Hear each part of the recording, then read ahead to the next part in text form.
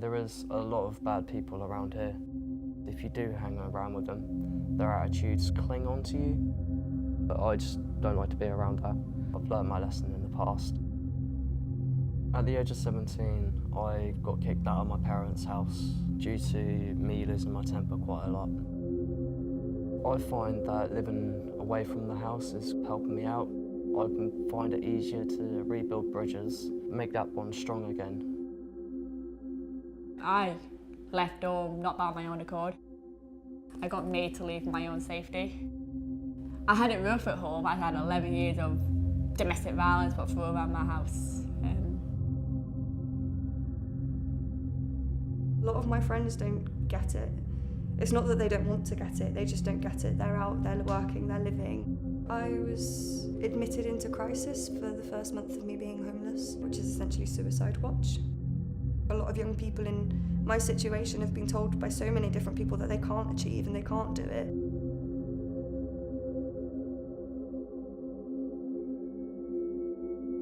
I job coached about 120 young people. All of the young people that I work with are all vulnerable in their own right. There's always a solution to a problem. What our young people need most is support and understanding about what it is they want to do, and that's what I give them. She has these links that she can put you forward to. Sharon always just tries to help out, tries to get you moving on, put on the right tracks.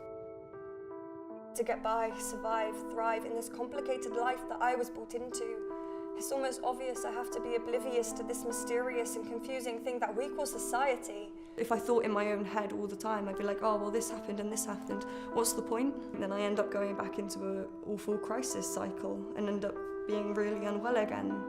At least if I try and find the positive things in life, I'm aiding myself to not go back there. Being around positive people creates a stable environment. With Mark, I felt instantly comfortable. I think it's very useful for young people to know that when they come and see me, that's time to think about their future. Jess's priorities are being able to express herself and to help other people. Whereas a year ago, Jess wasn't confident enough that she even had a future.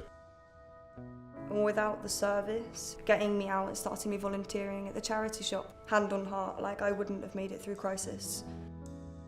Now, Jess and I are exploring full-time further education courses for September 2019. It's really easy to see in Jess that she's going to be able to go a long way. All I would really hope for her is that she'd be happy doing whatever it is that she decides to do. I can either do everything I possibly can in my power to try and change the system, or I can try and benefit the people who are around me. You need to teach more people to be kind and to look after one another and to respect one another. I think that's the best thing about her. She wants to understand you so she can help you. In any way, shape or form she can. She's just been there to help. It's not being a parent, it's just knowing that that person is happier in their life and you've been able to be a tiny part of that. For me, with her, it's about mentoring her and being there if she needs me. I'm currently a youth worker for a company called Forge. I'm trying to change the community for the better. I do Monday to Friday youth clubs, days out, go in schools, a bit of peer education, talk about youth homelessness. It's a really successful job when you know that you've been able to help that person. At the end of the day, this is down to Sophie. I know I've been there to support her, but Sophie's done this and she's the one that's now doing what she's doing. And I do feel very proud to be part of that and very proud of her. She's an amazing young woman.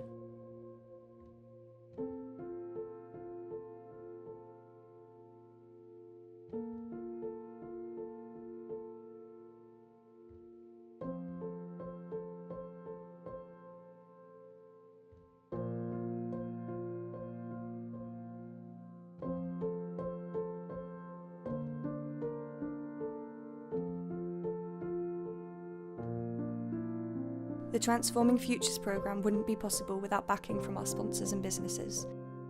Without you, I wouldn't have the opportunity I have today, and for that I really appreciate it.